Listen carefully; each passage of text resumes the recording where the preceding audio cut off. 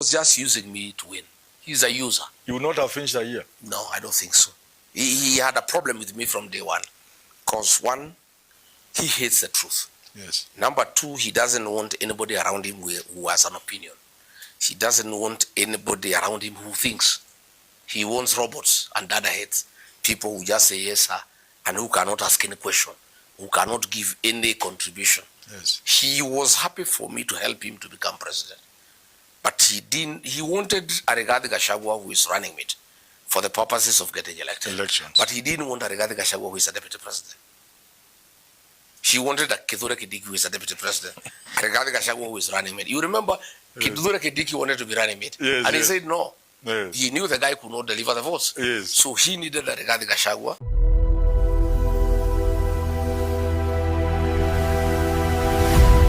TSM Talk. Conversations that matter. The G is fearless. If you give him information, it doesn't matter how sensitive it is. He's one man who does not fear William Ruto. Many men my age and below, I have seen them tremble at the very sight of William Ruto. I used to sit with him in cabinet, and men and women who are trembling. You know, they are shaking men. They are shaking like a leaf.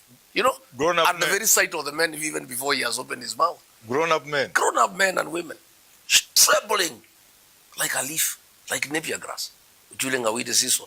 And the man has not even said anything, just entering the meeting. When he speaks and says, "What are you saying?" everybody would coil. And that's how we have lost our country, Professor.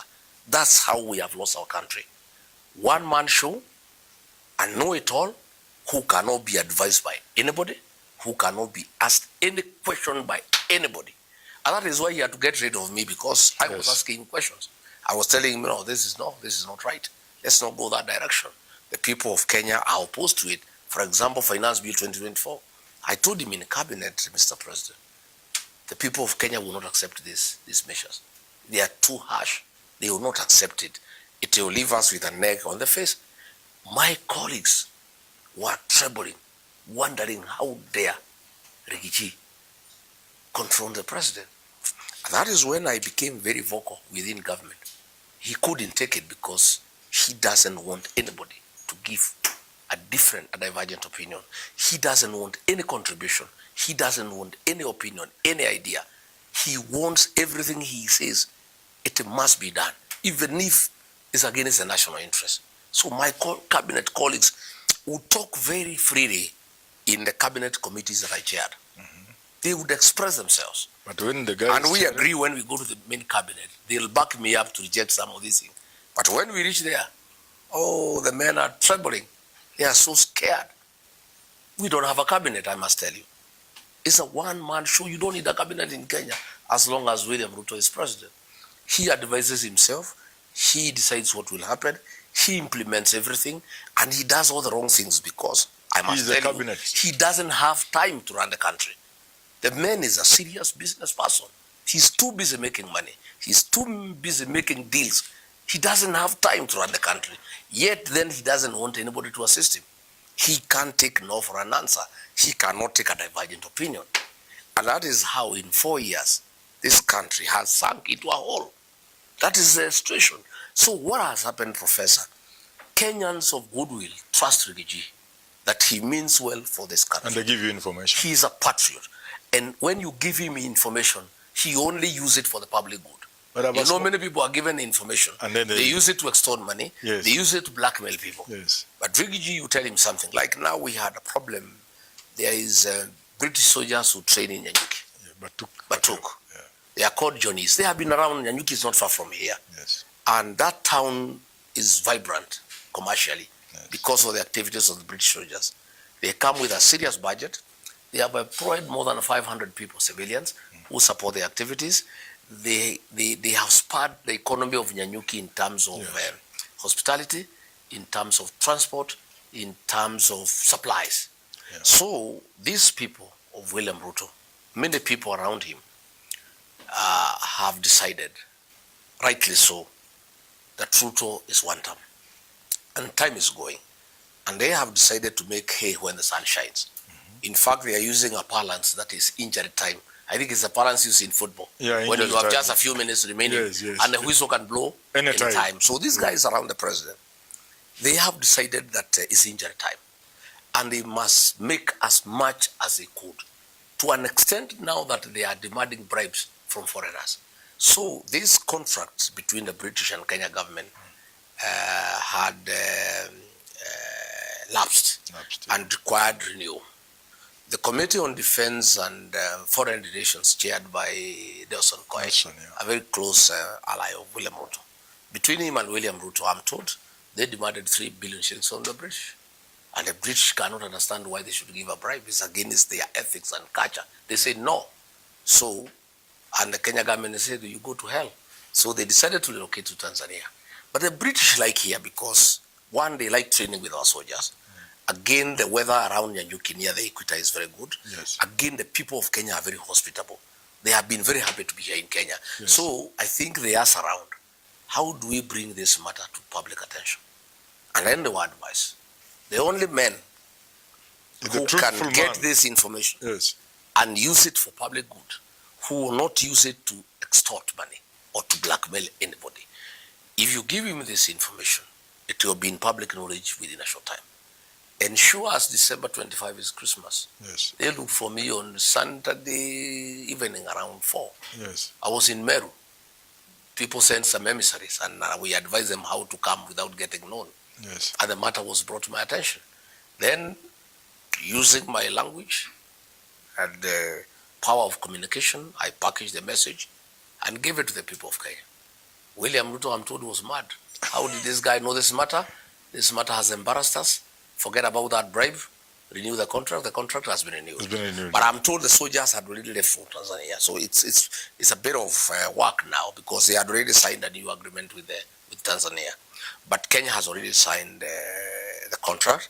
Nelson Koech was dispatched by William Ruto to go to all media stations to try to explain why they are not signed it.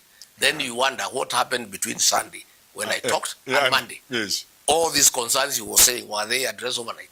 Which tells you, G was spot on. And I want to thank the informants. They gave me good information. And I've asked civil servants, I've asked police, I've asked National Intelligence Service, I've asked people working in prosecutors to preserve my credibility because it's good for this country. Yes.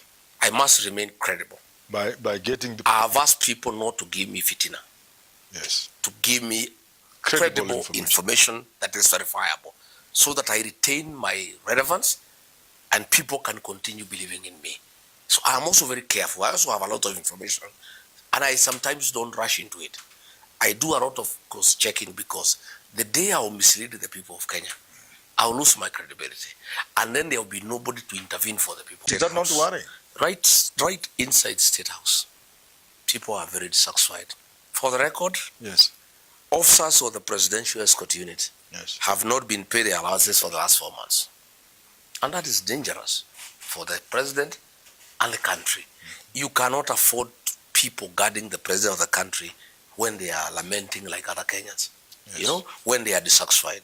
There is a lot of dissatisfaction around the president. Officers who guard him are complaining.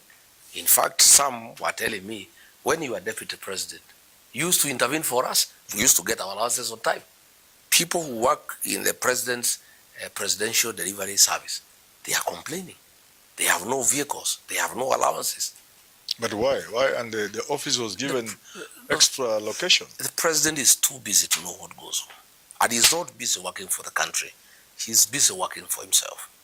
Again, of course, understandably so, the president has panicked.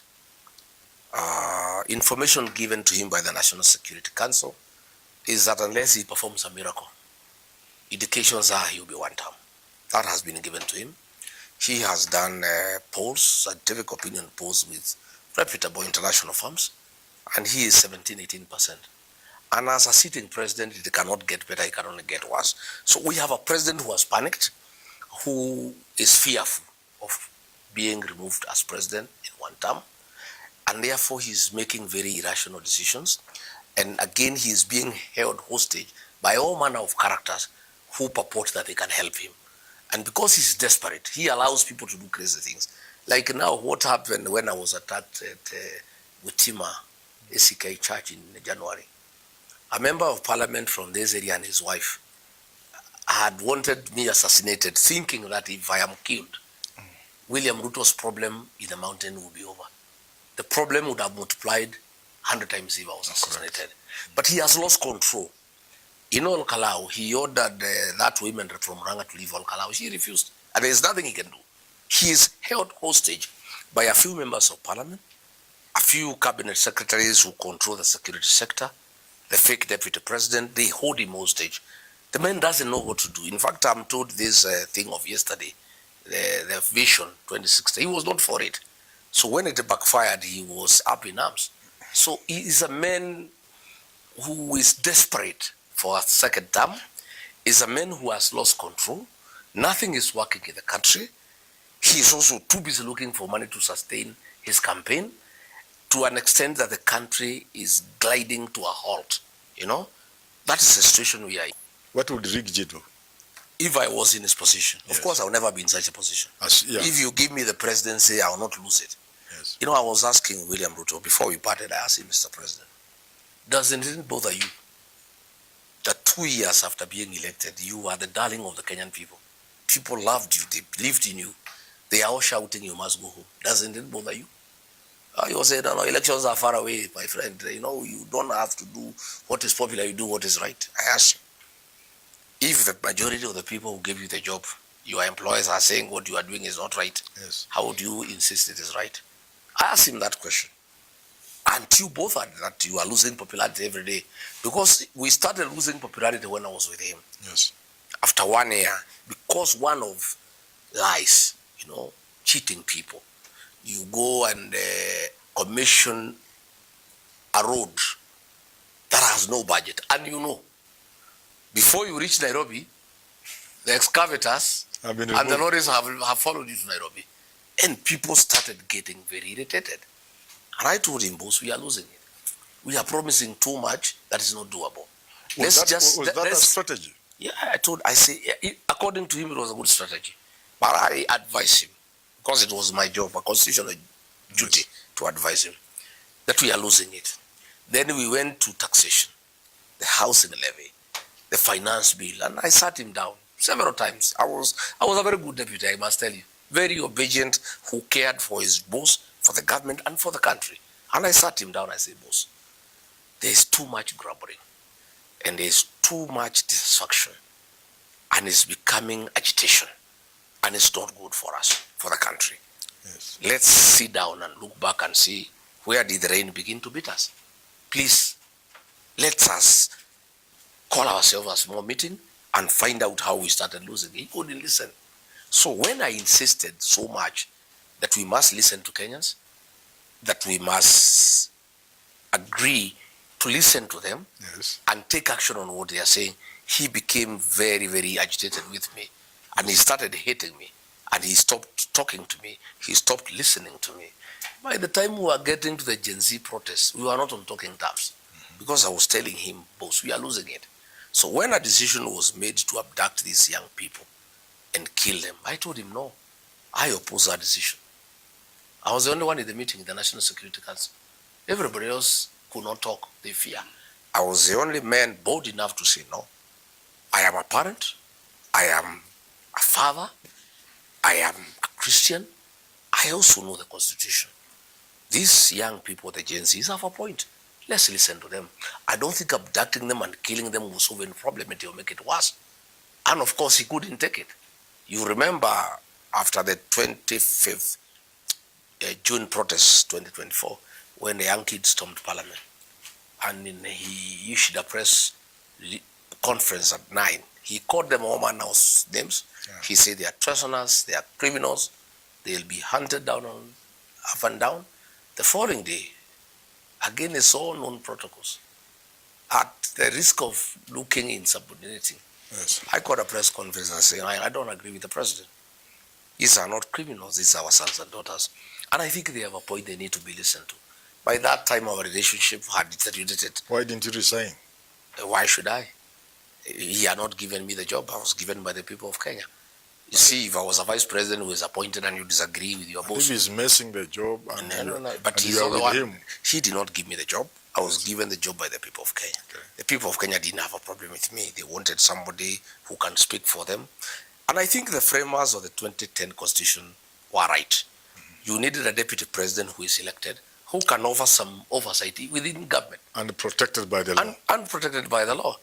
And he could not take it's the truth. Yes. Number two, he doesn't want anybody around him who has an opinion. He doesn't want anybody around him who thinks.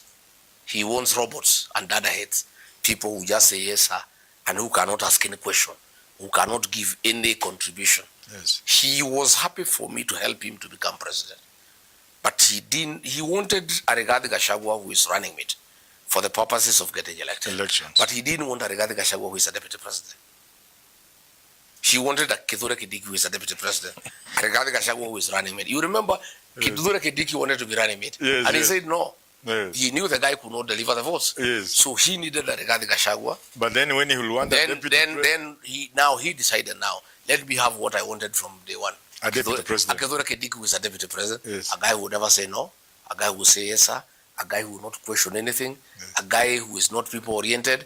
A guy who doesn't care for the people of Kenya. He's just looking after his own job and his own stomach and pleasing his boss.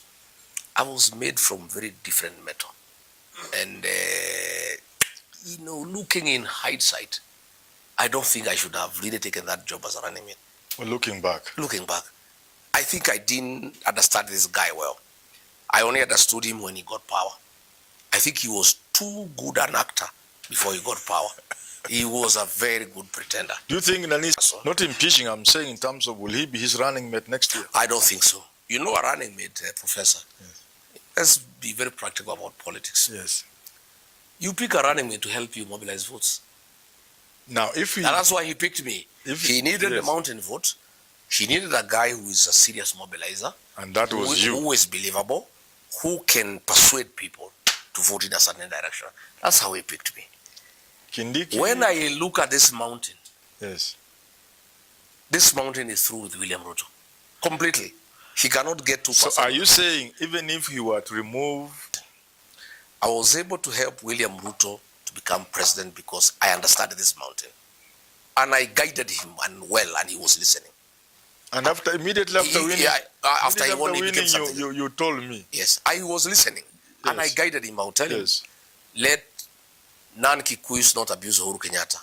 The Kikuyus don't want one of their own to be abused by outsiders. Yes. And he would restrain Oscar Sudi, he would restrain Murkomen and himself. Yes. He would leave us to deal with Uhuru Kenyatta. Yes.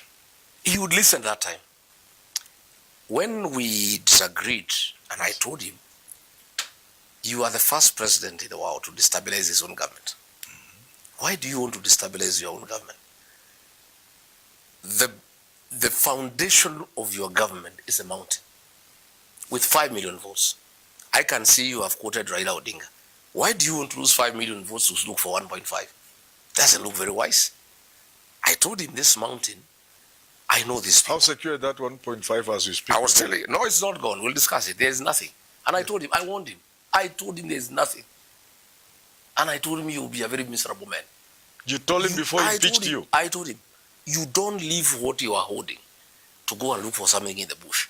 I asked him, what kind of politician are you, yes, Mr. President? We were talking yes, 4 hours. I said, how do you leave 5 million votes in your hands in the pursuit of 1.5 that you are not sure of? I asked him. He said, no, I have a lot of experience, my friend. I've been around for 35 years. I became president against a sitting president. Don't joke with me. I know what I'm doing. You have no experience yourself. You are just a one-time member of parliament. You know nothing. I told him, Mr. President, I agree. I know nothing about this country. You know much more than I do. But in matters mountain, I know more than you do. You know nothing. Mm-hmm. Because you are not one of us. You believe you are one of us because we gave you votes. You are not one of us. You don't understand this mountain. I told him, the mountain hates betrayal. The sin of betrayal is not forgiven in the mountain. Once it has taken place, it has no remedy. Because of what they went through. It has no remedy. It's because of the freedom struggle. Yes. That the British were really hard on the Kikuyu nation. But the British would have been dealt with within a year. But it became impossible to deal with them because of betrayers. From inside. The collaborators from inside. Because they are the ones who knew the valleys and the caves and who is who. So the Kikuyu nation was really brutalized by the British settlers because of betrayers. And the people of the mountain hated betrayal. It has never left them. It's part of their DNA. And I told William Ruto, my friend, you yourself, William Ruto, you are a beneficiary of the mountains distinct for betrayal. Mm-hmm. These mountain people don't like you. They don't even trust you.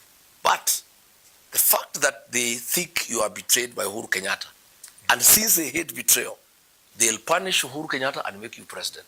Not because they like you, not because they believe in you, but because they hate betrayal. And they don't like injustice. And they don't like somebody being mistreated for whatever it is worth. So these Kikuyus, these Merus, these Embus, decided to make you president to tell Uhuru Kenyatta, no, betrayal is unacceptable among our people. Now, so I told him, yes, if they punished Uhuru Kenyatta their own for betraying the son of another who is not their own, now if you betray their own and you are not one of them, how will they will punish you 10 times. I told him the way we are talking. He said, no, I'll take the consequences. He told you he will take the consequences. I said, I'll take the consequences. I said, my friend, I know these people. Don't destabilize your government. Don't destabilize your government. If you think I'm asking too many questions, just be patient the way Uhuru Kenyatta was patient with you for 10 years. For another 3 years, then you can change me and bring somebody else. But if you betray the mountain, you will not have peace for the remainder of your presidency. And this mountain will make you one term. He said, don't threaten me. That is blackmail. I said, it's not. I'm just being a truthful deputy. I'm your person. We were elected together. It has been said. I wanted. We were elected, both of us. And my vote made him president. Is a vote he should have respected. And I was not being rude to him. I was just being truthful. Telling him, look here, hey, we were elected by Kenyans. They are losing faith in us. We'll be in trouble in another 3 years. Please, let's listen to them. Let's not kill children. Let's not abduct children. Let's not have extrajudicial killings.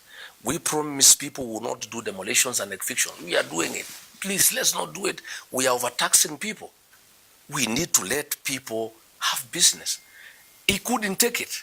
So I advised him, but he had been advised by some other people. Today, I'm sure he regrets. He was told, among the mountain people, crown ikitoka kwa kichwa ni mabati. These people of the mountain don't respect the person. They respect the position. Once he is removed as deputy president, he will not even be invited in funeral committees. That is what he was told. He was told like that? Yeah, and he believed it because he doesn't know he doesn't know our people. Yes. And when I was removed and there were no demonstrations, he confirmed. He thought it is true because ordinarily the other communities would have been in the streets. Yes. But the mountain people are very different. When they are angry, they keep quiet. If they are too angry, they sing. They sing. That's what happened. They were in shock. Yes. But a man they trusted, they made him president. He made a commitment he would never humiliate his deputy. He has not only humiliated him, but removed him from office. Yet this man was the custodian of their interest in the government, and he has removed him. They were so shocked. It took like a week for them to internalize what had happened. Then the second week, they started getting angry. The third, fourth week, they started singing. The fifth week, they started saying Ruto must go in bus. The 6th week, songs started coming up. The anger kept on building, Then he added insult to injury. He started now sending goons to attack me in church. Mm-hmm. He started sending goons to attack me in meetings. The people got even more angrier because he was doing what the British were doing. Not just persecuting a community, but being physical. The British were very physical against the Kikuyu nation. And they hate physical. If there is something that is very demeaning to the Mount Kenya people, is when you go physical against them, because it's total act of humiliation. And it reminds them. It reminds them of that very bad past. Of the British struggle. And you know, like now the old people in Al-Kalau, the old people, 80, 90, they were bribed, they could not listen. Because we were here during the fight for independence. They know betrayal. They know persecution. Talking of betrayal, Mheshimiwa. Wameru, lakini pia hiyo maneno ya hiyo mazungumzo inaendelezwa na huyu waziri ni ya kusitikika sana na hatuwezi kubali.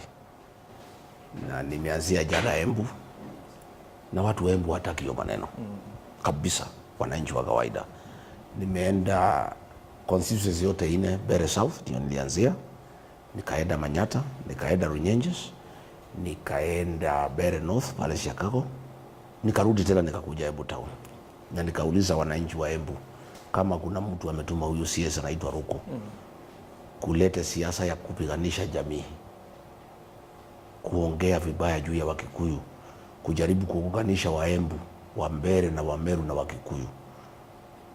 Na hiyo ni mpango ya President William Ruto ya kugawanyisha mlima. Unajua ukweli ni kwamba hii mlima ni moja tangu zamani. Na mambo yetu tangu zamani tunafanyanga tukiwa watu moja. Tukipigania uhuru wakati ya Mau. Watu ya hii mlima, watu ya Wakikuyu, Waembu na Wameru ndio walipigania uhuru pamoja. Uhuru ulipopatikana wakatafuta serikali pamoja, wakachagua mzee Jomo Kenyatta pamoja. Siku Rais Moi amekuja na kutatiza jamii ya Mlima Kenya, Wameru, Waembu na Wakikuyu wamepambana na Rais Moi wote pamoja na wakampinga. Wengine wakiwa Fordasili, wengine wakiwa DP, wote pamoja wakampinga.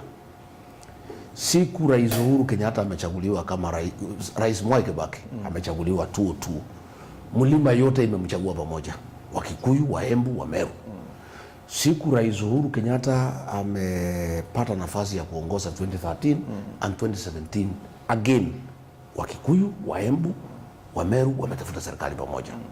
Saa ile William Ruto amekuja, Wakikuyu, Waembu, Wameru wametafuta serikali pamoja. Na imekuwa namna hiyo tangu zamani. Na mila na desturi za Wakikuyu na Wameru na Waembu ni moja. Wanafanya biashara pamoja. Wameingiana hapa Meru town hapa. Iko zaidi ya Wakikuyu 25,000. Pale Embu nimekuwa hapo jana iko karibu 19,000.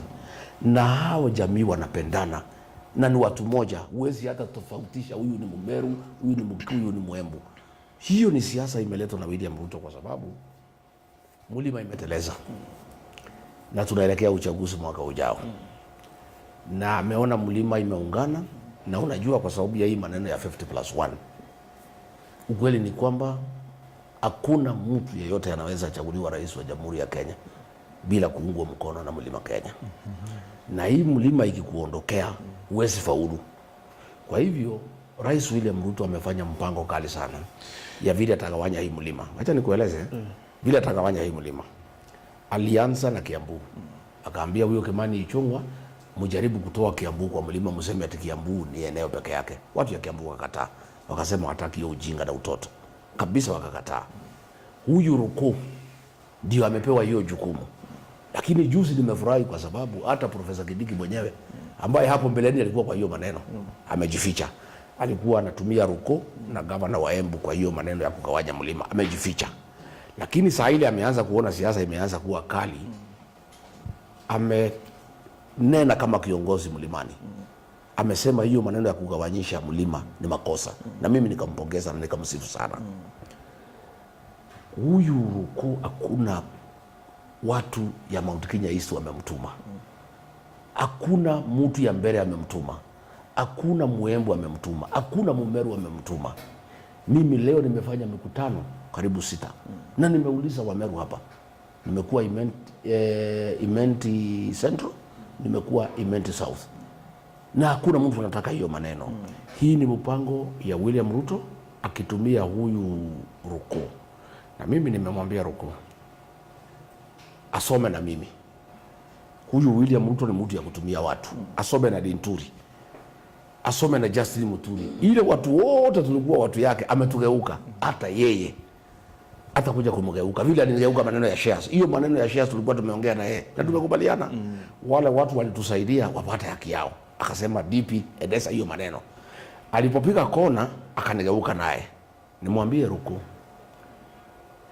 hii mlima huwezi gawanya. Ni wakati unapoteza. Kwa sababu hii mlima subscribe, like, share and comment.